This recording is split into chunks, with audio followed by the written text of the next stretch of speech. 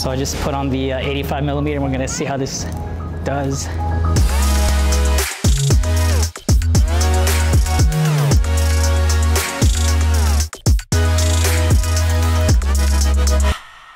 What is going on, guys? Welcome back to the channel. My name's Andres. If you're brand new, consider hitting that subscribe button down below. I'm basically a photographer and videographer in the Atlanta area, and lately I've been doing some vlogs and like sit down videos of just kind of like photography and videography related stuff. So if you're into that kind of stuff, make sure you hit the subscribe button down below.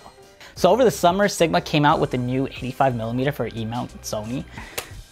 This right here is the Sigma 85mm 1.4. So I've actually been using this lens for a couple shoots now. I've done about 2 portrait shoots and maybe 2 weddings with this already. And honestly, I've really been liking this lens. One of my favorite things about this lens is how small and compact it really is. So the old 85mm was a little bit bigger than this, maybe about an inch or 2, but it was a lot heavier due to like all the glass inside. There's a cool little aperture ring on the side. Hold up, I don't even know how to unlock it. That's like some camera ASMR right there. So 2 of the new things Sigma has actually done is adding a aperture ring on the side of the lens. And they've also added a cool little custom button on the side that you can program on your camera. Honestly, I haven't even messed with these 2 features. Normally with the aperture ring, I just leave it on auto and just control it on my camera. The aperture ring is really smooth.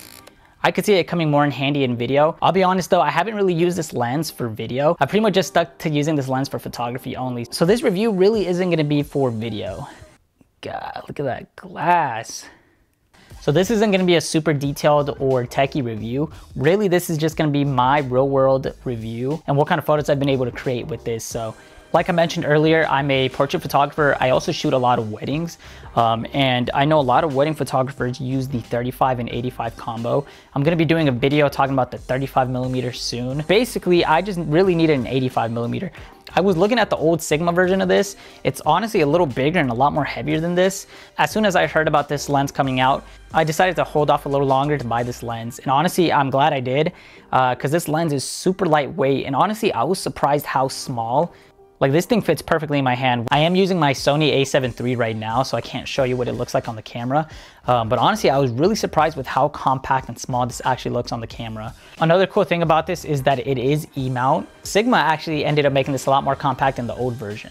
So the reason I got this lens is because I'm also trying to switch to primes. So I was shooting a lot of weddings at first with zooms, but I'm really trying to move away from using zooms. Primes are just a lot better when it comes to sharpness, when it comes to lightweight, and usually the primes are a little bit cheaper compared to zoom lenses, just because there's less glass elements in them. If you're shooting portraits, if you're shooting weddings, this lens would probably be perfect for you. Like I mentioned before, a lot of wedding photographers actually use a 35 and 85mm combo.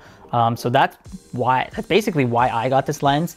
I also know a lot of portrait photographers who shoot at 85mm, and honestly with 85mm at 1.4, the background is so compressed and so smooth that you honestly get a lot of smooth background. Even if your background isn't that interesting, you can get some really crazy photos with this. Canon and Sony both have their own versions of this lens. There is a Canon 1.4. There's also the Sony G Master 1.4 version of this lens.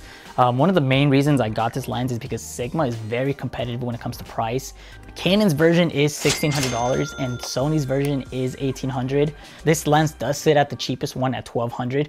And honestly, for the price and the quality, I really don't see the reason to justify the price for the Canon $1,600 one or the Sony G Master version. I did a ton of research right before buying this lens, and the Sigma is honestly very close to the G Master in quality and sharpness. So I really didn't see a reason to spend another $600 when I could pretty much get the same thing just for $600 cheaper. So if you are on a tight budget, this is definitely the lens for you. So I have used other Sigma lenses in the past. I actually used the 24-70 2.8 for video, and honestly, I've never had an issue with Sigma lenses. When it comes to grabbing autofocus, the Sigma lenses have done really well for me. With this lens, I've noticed that it grabs autofocus very well, and I've also noticed that even if I'm far away from the subject, it still locks into their eye. This lens has been super sharp compared to the things I've used in the past.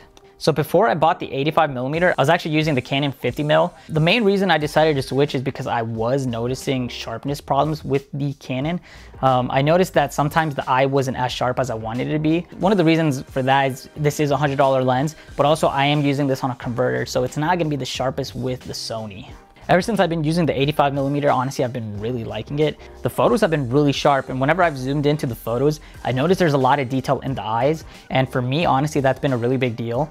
Just because when I edit, I also do a lot of dodge and burn. So I like to manipulate like the face, the eyes, and just those details that you might not see. I've only had 2 problems with this lens. This lens really does compress the background, but in the wrong situations, it can look really muddy. So over the weekend, I did do a shoot where I had my talent standing in front of some trees, and the background blurred a ton to the point where it looked a little bit muddy for me. And that's something that I didn't like in my photo. In a situation like that, I probably should have shot something closer to like maybe 35mm or even 50mm. But at 85, the background just looked way too compressed for me. If there's not enough depth between your background and your foreground, you can get a very muddy image. So that is something that I would recommend you to avoid.